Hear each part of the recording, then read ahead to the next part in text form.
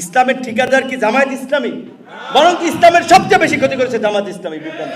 এই যে দেখেন না ভিডিও বাইরে বিভিন্নভাবে এখন তারা পাগলা হইয়া আর এই সরকারি দলের নেতা বা যারা আমরা জোটে আছি এদের বিভিন্ন ফটো কার্ড বানাইছে, কারো ভিডিও বানাইছে এবং দেখবেন আমাদের পোস্টে এসে গালিগালাজ করে, তার প্রোফাইলে গিয়ে দেখবেন তার পোস্ট শেয়ার করছে কি ধরনের পোস্ট, তার আইডির এই ইসে কি লেখা, সব জামায়াত ইসলামীর এবং ছাত্র শিবিরের ছেলেরা।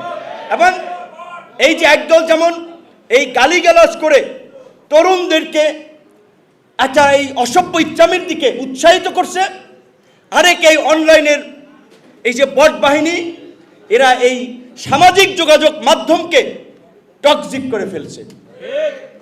ইউনূস বানাই দিয়েছে মাস্টার মাইন্ড। এইটা করেই তিনি এই জুলাইয়ের ঐক্যকে আমি মনে করি যে বিভাজনের দিকে ঠেলে দিয়েছেন, যেটা অ্যানি ভাইও বলেছে।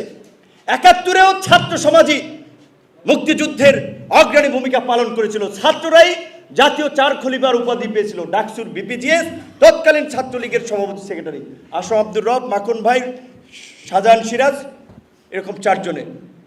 সেখানে ৯০-এর আমানুল্লাহ আমান, আমি হাসতে হাসতে বলছিলাম সে সময় আমানুল্লাহ আমান ভাইকে, ও তো আমানুল্লাহ আমান ছাত্র দলের কামান, এইটা এই আমানের জন্য ঠিক আছে, অরিজিনাল আন্দোলন সংগ্রামে সে কামানের ভূমিকায় পালন করছে। তো সেখানে ছাত্র দলের বা ছাত্র নেতারা সর্বদলীয় ছাত্রৈক্য গঠন করেই এরশাদের চূড়ান্ত পতন ডেকে আনছে। সর্বদলীয় ছাত্রৈক্যের আগে রাজনৈতিক দলের নেতারা এক হইতে পারে নাই। তো ছাত্ররা তো বলে নাই আমরা গভর্নমেন্ট ফর্ম করব, অমুককে উপদেষ্টা বানাবো, আমরা একটা পার্টি করব।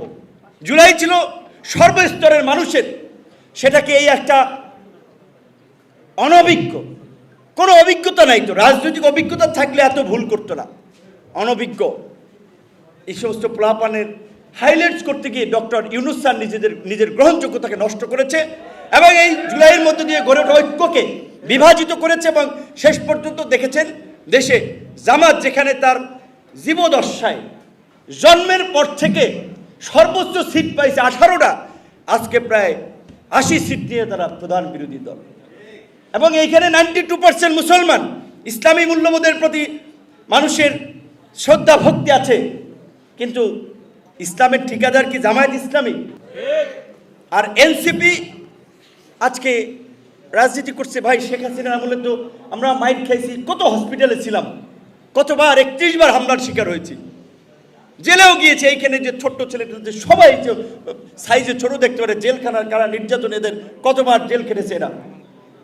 তো সেইখানে তোমরা কয়দিন জেল খাটছো, কয়দিন রিমান্ডে গেছো, কয়দিন ছাত্রলীগের দৌড়ানি খাইয়া বগুড়ায় গেছি সাপের মতো মাইরে ফেলাই রাখছে না।